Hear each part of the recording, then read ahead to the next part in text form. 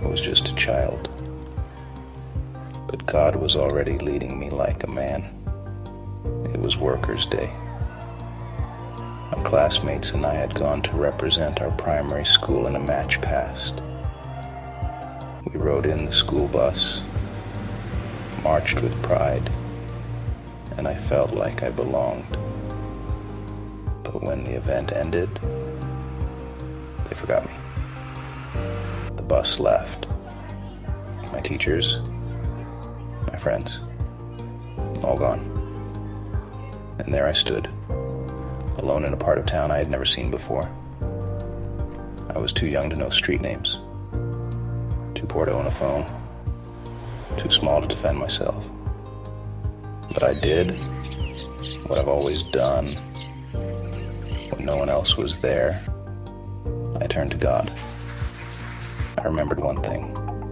If I can find the market, I can find my way home. And that's when I saw it. A narrow road leading into a forest.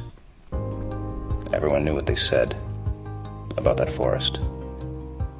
The children had entered and never returned. That it was used for rituals. That even adults avoided it. But I heard it clearly. Not outside. Inside. Take this road. So I did. The trees were tall. The path was lonely and my legs were tired. Twice I almost turned back. But the voice kept whispering, "Keep going." After nearly 30 minutes of walking, I saw light. Then a clearing. Then the market. I had made it home. On foot. Through the unknown. Led only by faith and a whisper. That was the day I learned. You don't have to see God to be guided by Him. That day I made it home. But what I didn't know was, my real journey hadn't even started yet. I was in secondary school, SS2. It was a regular Friday, hot and loud. My classmates and I were on the football field playing, shouting, laughing. Then a junior student did something strange. He walked right through the center of our game, not the edges, not around, straight through. We told him nicely, please use the other path. But he barked back, nobody can stop me. The mood changed. Anger started to build. A few of us moved toward him to confront him. That's when he pulled it out. A sharp, double-edged longsword that could kill 3 persons if they lined up together, glinting in the sun like it had a mind of its own. My classmates scattered like sand in the wind, but I stood still. Not because I was brave, but because I remembered something my cousin once told me. Not everyone holding a weapon has the courage to use it. So I stepped forward, looked him straight in the eyes, and said something that shocked even me. I want to die.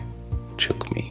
I grabbed the tip of the dagger, pressed it to my stomach. His hands trembled. His knees shook. He couldn't do it. That moment gave my classmates enough courage to return. They grabbed the dagger, disarmed him, and the danger passed. But it wasn't just courage that saved me that day. I know now. It was God covering me, holding back what could have been my end. That day taught me. Sometimes when fear freezes everyone else, faith moves forward. I had written JAMB 3 times. 3 times I hoped, 3 times I failed at home. The air was thick with silence. Disappointment lingered, but somewhere inside me, A quiet voice kept saying, "Don't give up. There's another way."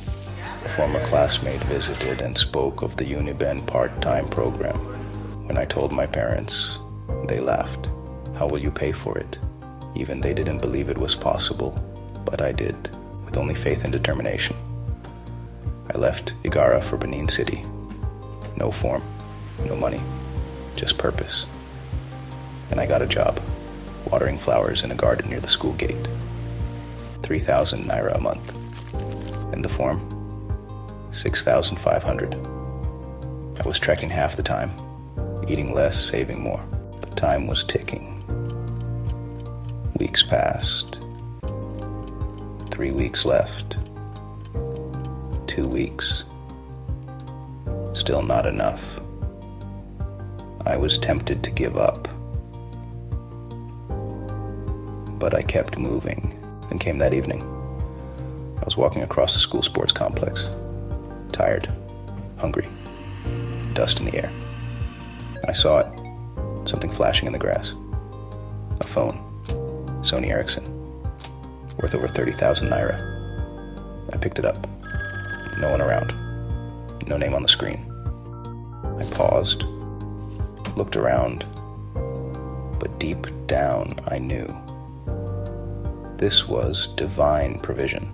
I sold the phone, bought the form, wrote the entrance exam.